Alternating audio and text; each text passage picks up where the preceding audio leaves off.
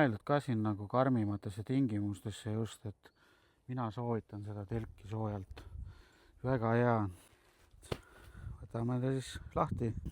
2 pakikest tal kaasas, ühes on vaiad ja teises on need pikad alumiiniumist vardad, mis tunnelist läbi lähevad. Minul endal on siit läbi pandud alumine ülemine osa on nagu varasemalt juba kokku pandud.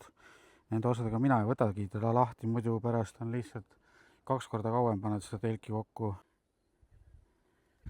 Seal telgi juures ongi kõige mõnusam see, et sa saad kiiresti ülesse ja oma varustuse saad siia ette, et telki ise sinna pugeda ja ta on minu arust väga hea telk.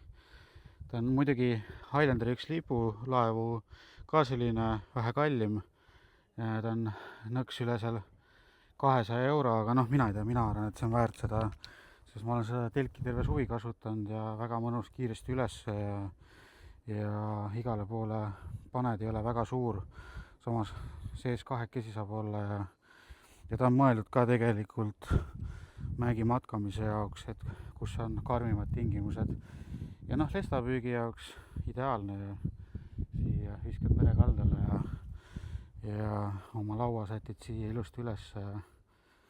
Kogu varustus, telk, madrats, pliit, magamiskott, sinu riided, kõik mahub siia Highlanderi Elite Force kotti ära ja saad kogu elamisega looduses vabalt ringi käia.